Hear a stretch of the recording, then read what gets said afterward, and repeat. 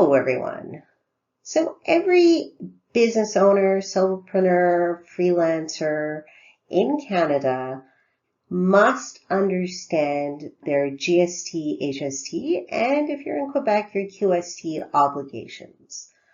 And in my many years as a small business accountant, helping business owners, etc., with their GST, HST, I have compiled a list of some of the more common mistakes that I see that are fairly easy to correct. And in this video, I am going to show you what they are and potentially how to avoid them. My name is Ronica Canna. I am a CA, a CFA, and the founder of Montreal Financial, and I encourage you to check out my website and sign up to my newsletter to help you improve your financial literacy, particularly if you're a small business owner. Okay, so let's get started. The first mistake is not registering when you are supposed to register. So the rule for registration for most businesses, with some exceptions, is that once you have reached $30,000 of sales over a 12-month period or over 4 quarters, you are required to register for sales taxes, for GST, HST, and again, QST in Quebec, and almost everything I say will also apply to QST. And the two mistakes that I see here, number one, is that people don't even realize that they have to register, so they are not tracking their sales. And number two, they think it is over an annual calendar period rather than the last 4 quarters. And so it is essential that you look at your last 4 quarters and calculate it on a rolling basis. If you don't register and you file an income tax return, the government, Revenue Canada, Revenue Quebec, will see your sales and they can determine if you have over $30,000 in sales, and there is a good chance that you will get a scary letter that tells you that you have to register and potentially imposes some penalties and interest for late filing. So my recommendation to you is to track your revenues, i.e. your sales, and this applies to total sales, and to make sure that you do this on a rolling 4-quarter period. Mistake number 2 is charging the wrong GST and or HST rate. It is important to know that the amount of sales tax that you charge is based on the province where your customer or client is located.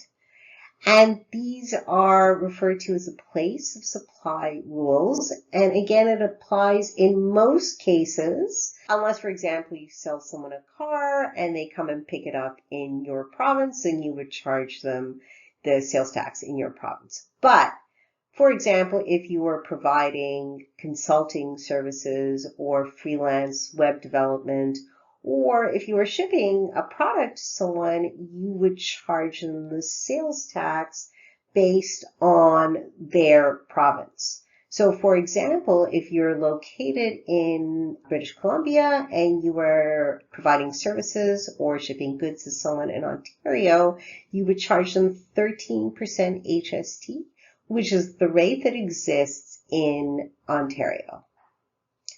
And so it is important to know and understand the rate in each province, especially if you are engaged in interprovincial sales.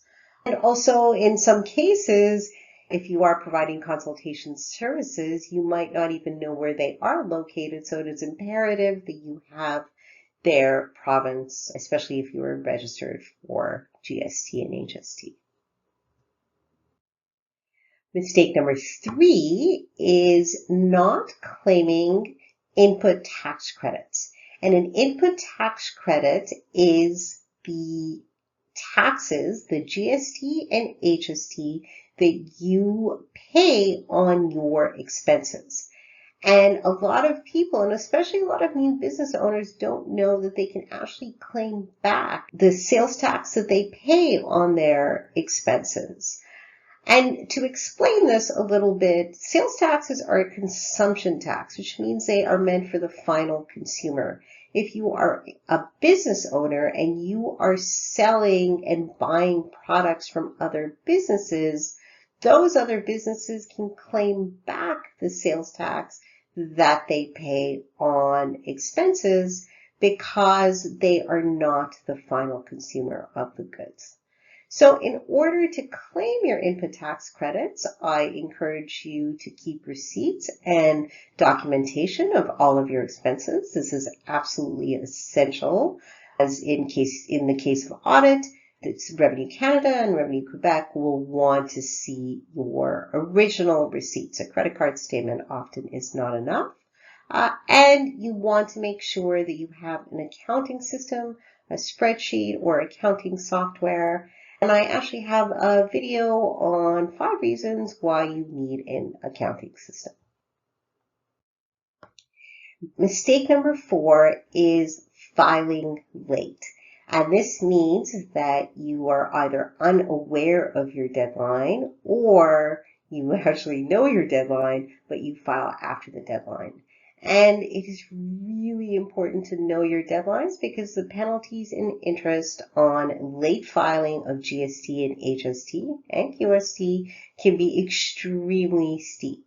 It is important to keep in mind that you are collecting sales taxes on behalf of Revenue Canada and Revenue Quebec, and therefore they want their money by the deadline. The deadlines are different depending on whether you're a sole proprietorship or a corporation, and depending on your year end, and also depending on whether you are a monthly, quarterly, or annual filer. So I encourage everyone to determine what their deadlines are, record it on a calendar, even if you have an accountant, because accountants also miss deadlines, and often you are left with the responsibility of the penalties and the interest. And also I recommend filing even if you don't owe any taxes. It is actually mandatory that you file a $0 return, or sometimes you might have expenses that you want to claim the taxes back on, and you will actually in those cases be entitled to a refund. And the final mistake is not charging sales taxes even though you are registered. And this is an extremely common misconception that in a year where you might not have $30,000 in sales, that you don't have to charge sales taxes. This is wrong. If you are registered, regardless, even if you have $1 of sales, you do have to charge both GST, HST, and QST. And if you don't, you will be charged interest and penalties, again, for not reflecting your sales taxes on your return, collecting the amounts, and reporting it to the government.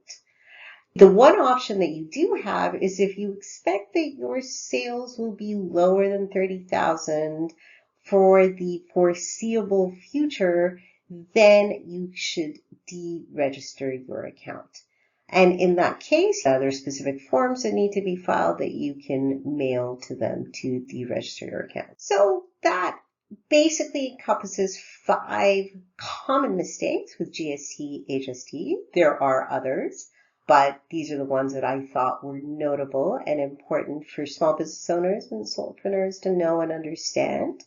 So once again, I encourage you to visit my website, sign up for my newsletter. There's lots of resources there. And I also have a webinar on GST, HST that might be useful to sign up for.